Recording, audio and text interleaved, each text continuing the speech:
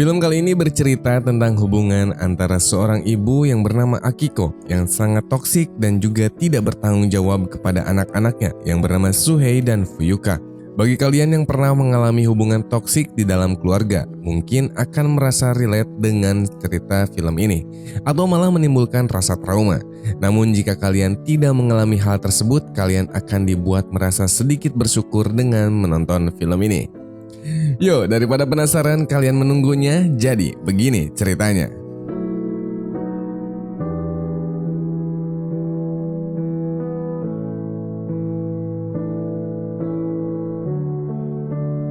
Seorang anak laki-laki berjalan terlihat sendirian di sebuah jalan kota yang ramai.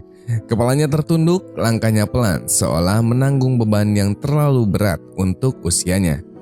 Dia bernama Suhei. Di tengah lamunan itu, sebuah suara perempuan memanggil namanya dengan ceria dari kejauhan.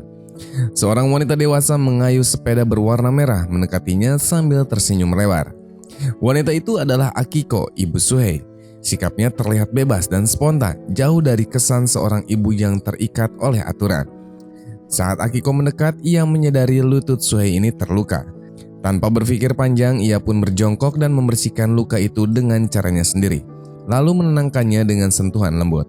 Suhei hanya diam, menatap ibunya dengan tatapan campur aduk antara pasrah dan percaya. Setelah itu, Akiko pun kembali menaiki sepedanya, dan Suhei berlari kecil mengikuti dari belakang, mencoba menyamai kecepatan sang ibu yang terus melaju.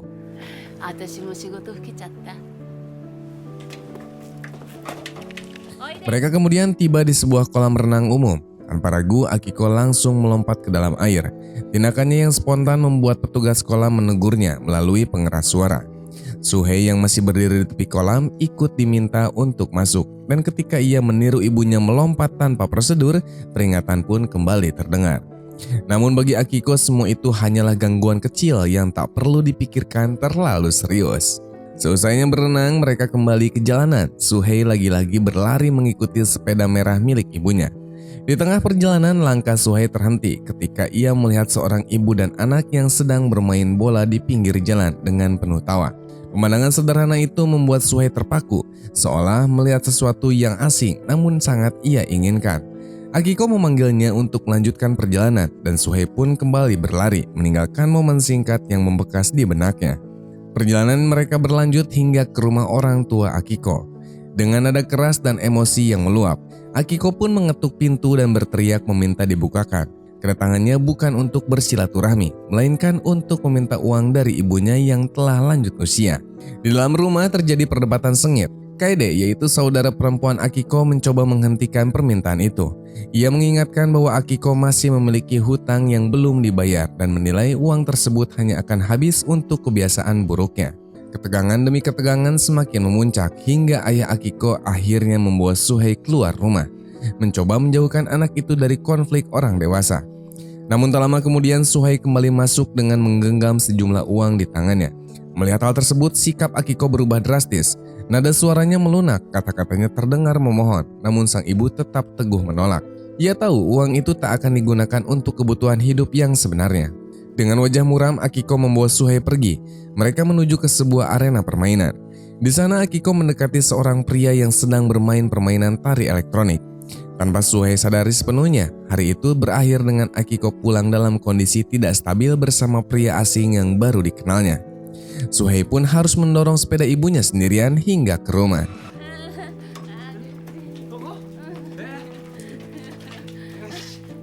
Malam itu pria tersebut memperkenalkan dirinya sebagai Ryo, sementara Akiko larut dalam dunianya sendiri.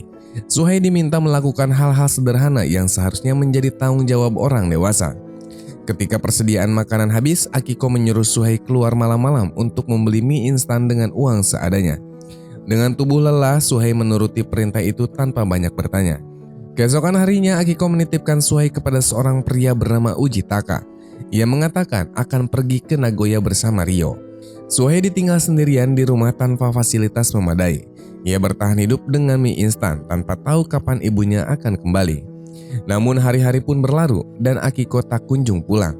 Bahkan ia menelpon Suhei hanya untuk meminta uang dari anaknya sendiri. 6 hari kemudian Akiko akhirnya kembali bersama Ryo. Suhei yang menahan rindu dan amarahnya akhirnya meledak. Namun kemarahan itu segera tenggelam ketika Akiko memaksanya berbohong, menjebak Ujitaka seolah telah berbuat tidak pantas. Suhei terpaksa menanggung kebohongan itu demi melindungi ibunya, meski batinnya semakin terluka. Kebohongan tersebut berbuntut panjang. Ryo pun memanfaatkan situasi untuk menekan Ujitaka agar memberikan uang sebagai kompensasi. Ketika situasi menjadi berbahaya, Akiko, Ryo, dan Suhei melarikan diri menggunakan kereta, meninggalkan semuanya di belakang. 2 minggu kemudian mereka tinggal di sebuah rumah sempit. Akiko mencoba menghubungi ibunya dari telepon umum dan mengetahui bahwa Ujitaka masih hidup. Mendengar kabar tersebut, Akiko pun justru merasa lega, seolah beban besar terangkat dari pundaknya. Mereka pun mulai merencanakan untuk pindah lagi tanpa memikirkan dampak dari semua keputusan yang telah diambil. Di titik inilah kehidupan Suhei semakin terjebak dalam pusaran pilihan orang dewasa yang tak pernah ia buat sendiri. Setelah meninggalkan rumah sempit itu, Akiko, Ryo, dan Suhei kembali menjalani kehidupan yang berpindah-pindah tanpa tujuan yang jelas. Demi ongkos perjalanan, Ryo ini nekat mengambil uang dengan cara yang keliru. Dan dari situlah mereka akhirnya menyewa sebuah kamar hotel yang jauh lebih layak dibandingkan tempat tinggal sebelumnya. Bagi Suhei, hotel itu terasa seperti dunia yang berbeda. Ada tempat tidur empuk, kamar mandi bersih, dan cahaya lampu yang hangat, sesuatu yang jarang ia rasakan dalam hidupnya.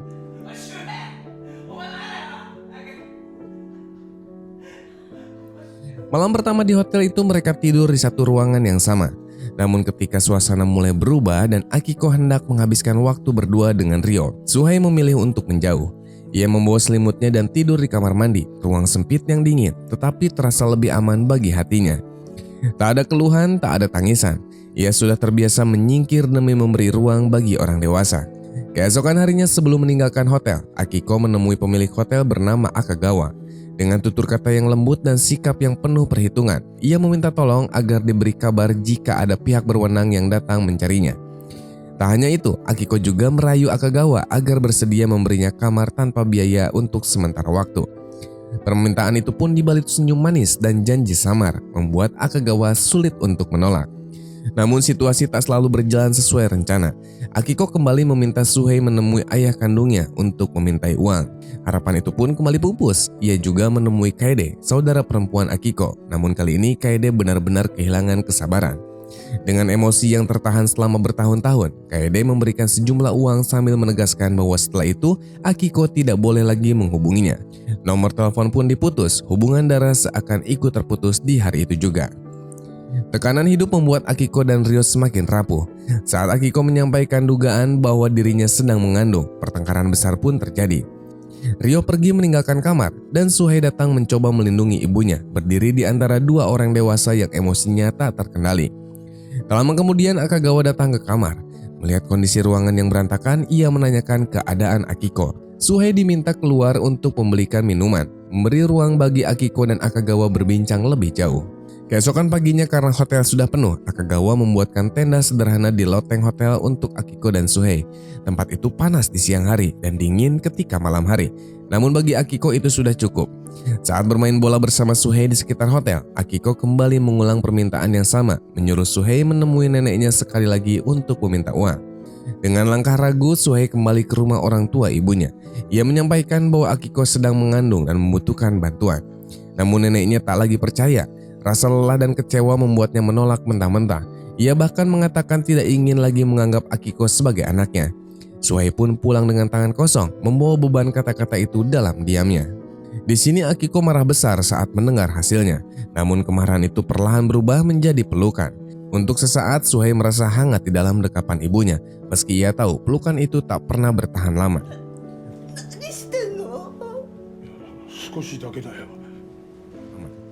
Waktu pun berlalu, 5 tahun kemudian Suhei telah beranjak dewasa. Ia kini memiliki seorang adik perempuan bernama Fuyuka. Suatu hari Suhei berlari mengejar Fuyuka yang bermain terlalu jauh. Ia mengingatkan adiknya agar pulang sebelum dimarahi ibu mereka. Namun kenyataannya mereka juga tidak tahu harus pulang kemana. Mereka tak tahu di mana Akiko berada. Di sini Fuyuka mulai menangis karena lapar. Suhei memeluk adiknya, menenangkan dengan suara pelan, lalu mengajaknya kembali mencari sang ibu. Tak lama kemudian kenyataan pahit pun terungkap. Akiko, Suhei, dan Fuyuka hidup sebagai gelandangan.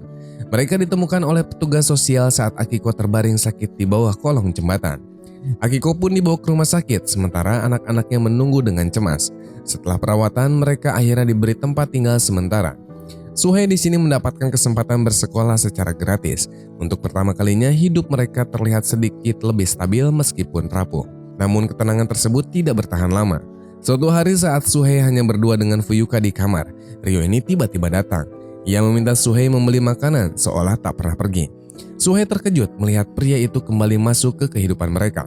Ketika Akiko pulang dan mencoba mengusir Ryo, usahanya pun gagal. Mereka kembali tinggal bersama, mengulang lingkaran yang sama. Suatu malam, Ryo melihat Akiko pulang dalam kondisi tidak stabil bersama seorang pria tua. Amarahnya pun memuncak. Keributan itu disaksikan oleh seorang petugas sosial bernama Takahashi.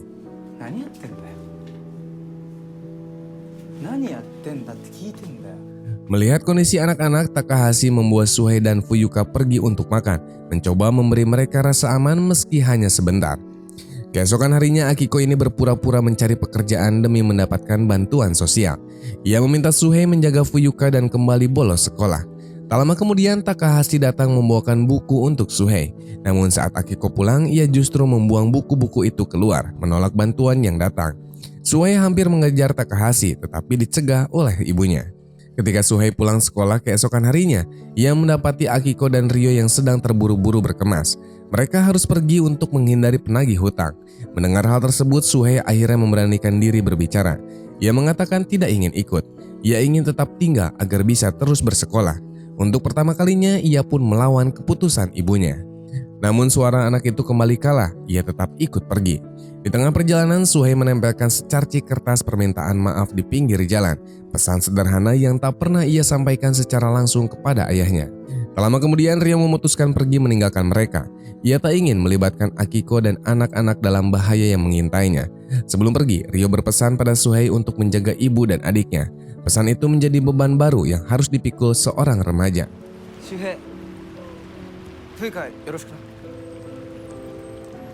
6 bulan pun waktu berlalu, Suhei kini bekerja di sebuah bengkel kecil demi menghidupi keluarganya. Setiap hari ia pulang dengan tubuh lelah, sementara Akiko menghabiskan waktu di rumah bersama dengan Fuyuka. Ketika Suhei gagal meminjam uang dari tempat kerjanya, Akiko marah besar.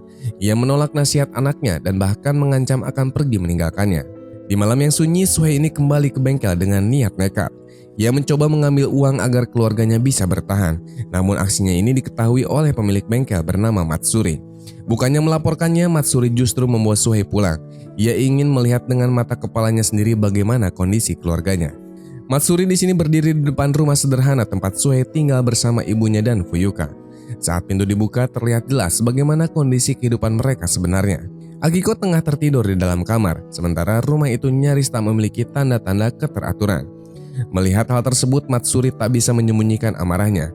Dengan suara tegas namun terkendali, ia menegur Akiko, mengatakan bahwa seorang ibu seharusnya melindungi dan merawat anaknya, bukan membiarkan anak itu menanggung beban hidup orang dewasa. Kata-kata itu membuat Akiko pun terdiam. Untuk sesaat ia tak membalas, namun peristiwa malam itu berakhir dengan cara yang tak terduga. Beberapa waktu kemudian, Akiko dan anak-anaknya justru berada di rumah Matsuri. Mereka makan bersama dan suasana yang tercipta terasa berbeda dari biasanya. Akiko di sini menyampaikan permintaan maafnya, sementara Matsuri yang ternyata adalah seorang duda yang kehilangan istrinya, menawarkan pekerjaan kepada Akiko agar ia bisa berdiri sendiri.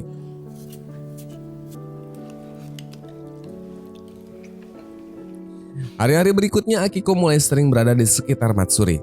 Saat membantu merapikan kantor, sebuah pesan masuk ke ponsel Akiko. Pesan itu berasal dari Ryo. Seketika raut wajah Akiko berubah. Keraguan, ketertarikan lama, dan kebutuhan bercampur menjadi satu. Tak lama setelah itu, Matsuri datang dengan mobilnya. Dengan sikap yang kembali lembut dan penuh rayuan, Akiko menarik perhatian Matsuri, membuat jarak profesional di antara mereka perlahan menghilang. Ketika Suhei tiba, ia mendapati ibunya meminta sesuatu yang tak pernah ia harapkan. Akiko memintanya membukakan berangkas di kantor Matsuri untuk mengambil uang. Tujuannya bukan untuk kebutuhan hidup mereka, melainkan untuk membantu Ryo. Namun jumlah uang itu tak cukup, keputusan pun kembali diambil secara tergesa-gesa. Mereka pergi lagi meninggalkan kesempatan yang seharusnya bisa mengubah hidup mereka. Kali ini mereka benar-benar kehabisan arah, tanpa uang dan tanpa tempat tinggal. Mereka berjalan menyusuri jalanan kota. Di tengah keputusasaan itu, Akiko melontarkan sebuah rencana yang mengejutkan. Ia berpikir untuk menghabisi ibunya sendiri demi mendapatkan uang. Kata-kata itu meluncur begitu saja, seolah bukan sebuah kejahatan, melainkan sebuah solusi. Yang lebih mengejutkannya lagi, ia menoleh pada Suhei dan menanyakan apakah anaknya sanggup melakukannya. Di sini Suhei pun terdiam, kata-kata ibunya menggantung di udara, berat dan menyesakan. Akiko terus berbicara, meyakinkan, menekan, bahkan mengancam. Ia mengatakan bahwa jika hal tersebut tidak dilakukannya, maka masa depan Fuyuka akan terancam. Suhei yang selama ini hidup hanya dengan menjaga ibu dan adiknya, tak mampu membantah. Diamnya dianggap sebagai persetujuan.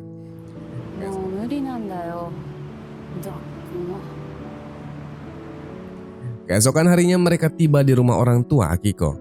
Di hadapan rumah itu, Akiko kembali memastikan kesanggupan Suhei. Ia bahkan bertanya bagaimana cara dan berapa lama waktu yang dibutuhkan. Suhei mencoba meyakinkan dirinya sendiri bahwa neneknya mungkin tak akan mengenalinya. Namun ketika pintu terbuka, semua dugaan itu pun runtuh. Neneknya masih mengenali wajahnya dengan sangat jelas. Di sini Suhei dipersilakan masuk. Ia duduk di meja makan bersama kakek dan neneknya. Suasana hangat itu pun terasa asing. Mereka berbincang tentang kehidupan dan Suhei ditanya tentang ibunya. Dengan suara pelan ia menceritakan bahwa Akiko telah memiliki anak perempuan.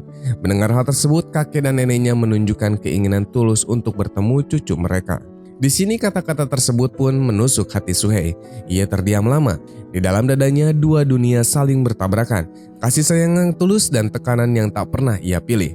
Ketika neneknya menuju dapur, Suhei bangkit dan mengikutinya. Tak lama kemudian teriakan memecah keheningan rumah itu. Kakek pun berlari mendekat dan suara itu pun kembali terdengar. Beberapa saat kemudian Suhei berjalan keluar rumah dengan tangan dan pakaian berlumuran darah. Wajahnya kosong, seolah jiwanya tertinggal di dalam rumah itu. Ia mendekati Akiko yang menunggu di luar. Tanpa kata mereka pergi meninggalkan tempat itu.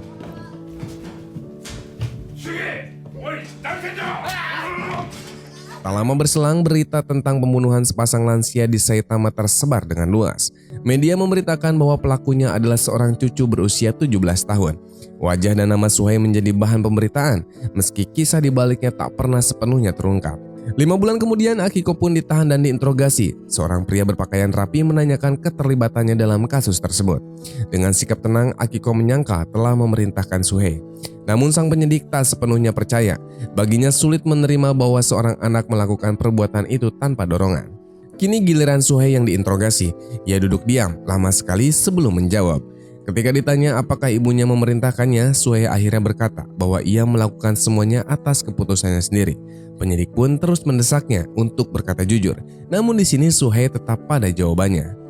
Keputusan hukum pun dijatuhkan. Suhei dijatuhi hukuman 12 tahun penjara, sementara Akiko menerima hukuman ringan dengan masa penangguhan. Keduanya pun memilih tidak mengajukan banding, seolah menerima takdir yang telah ditetapkan. Di balik semua itu, satu pertanyaan besar menggantung. Seberapa jauh cinta seorang anak bisa menutupi rasa benar dan salah? Beberapa waktu setelah vonis dijatuhkan, Suhei menjalani hari-harinya di balik jeruji besi. Rambutnya kini dipotong pendek, tubuhnya mengenakan seragam tahanan, dan wajahnya tampak jauh lebih dewasa dibandingkan usianya. Di dalam ruang kunjungan yang sunyi, ayah kandung Suhei datang menemuinya. Pertemuan itu pun berlangsung tanpa pelukan, tanpa air mata berlebihan. Hanya dua orang yang saling menatap, mencoba memahami jarak yang tercipta oleh waktu dan keadaan. Ayahnya menanyakan kabar Fuyuka. Suhei mendengarkan dengan penuh perhatian saat ayahnya menjelaskan bahwa adiknya kini berada di panti asuhan dalam kondisi aman dan terawat. Namun lokasi panti itu tidak bisa diberitahukan. Suhei hanya mengangguk pelan. Bagi dirinya mengetahui bahwa adiknya selamat sudah lebih dari cukup. Kemudian ayahnya mengajukan satu pertanyaan yang sejak awal mengganjal di benaknya. Ia ingin tahu mengapa Suhei mengaku melakukan semua itu seorang diri. Suhei pun di sini terdiam sejenak, lalu menjawab dengan suara datar bahwa hidup di penjara terasa lebih teratur. Ia bisa makan dengan cukup, tidur tanpa rasa cemas dan membaca buku setiap hari. Jawaban itu membuat ayahnya terdiam seolah menerima penjelasan tersebut. Namun sebelum pertemuan berakhir, ayahnya meminta Suhei untuk berkata jujur. Ia merasa alasan itu bukanlah jawaban yang sepenuhnya datang dari hati. Suhei menunduk. Dalam keheningan yang panjang, ia akhirnya berkata bahwa alasan sebenarnya jauh lebih sederhana dan sekaligus lebih berat. Ia mencintai ibunya. Ia mencintainya sedemikian rupa, hingga rela menanggung semua kesalahan itu sendiri. Bagi Suhei, jika harus ada yang dihukum, maka biarlah dirinya sendiri. Kata-kata itu membuat ayahnya terpaku. Tak ada sanggahan, tak ada kemarahan, hanya keheningan yang syarat penyesalan. Saat Suhei dibawa keluar ruangan, ayahnya berdiri mematung, menyadari bahwa cinta seorang anak bisa berubah menjadi beban yang menghancurkan. Tak lama setelah itu, ayah Suhei menemui Akiko. Di ruangan yang sama sunyinya, ia duduk berhadapan dengan perempuan yang telah menjadi pusat dari semua tragedi ini. Ayah Suhei memberitahu kondisi Fuyuka, meski tetap tak menyebutkan lokasinya. Akiko pun mendengarkan tanpa banyak reaksi, wajahnya datar, matanya kosong. Kemudian ayah Suhei melakukan sesuatu yang tak terduga. Ia mengangkat tangannya dan meletakkannya perlahan di pipi Akiko. Dengan suara pelan ia mengatakan bahwa Suhei sangat mencintainya, bahwa hingga detik terakhir anak itu masih melindungi ibunya. Kata-kata itu menggantung di udara, menembus pertahanan yang selama ini Akiko bangun. Namun Akiko tak menjawab, ia hanya terdiam. Tak ada pembelaan, tak ada penyesalan yang terucap. Mungkin untuk pertama kalinya ia benar-benar kehabisan kata-kata. Kisah Suhei dan Akiko bukanlah cerita tentang hitam dan putih. Ini adalah potret tentang cinta yang tumbuh di tempat yang salah. Tentang seorang anak yang dipaksa dewasa sebelum waktunya. Dan tentang seorang ibu yang tak pernah belajar menjadi pelindung bagi anaknya sendiri. Di balik semua keputusan keliru dan jalan hidup yang rusak, tersisa satu hal yang tak bisa disangka, yaitu kesetiaan seorang anak yang tak pernah meminta apapun, selain tetap berada di sisi ibunya apapun resikonya.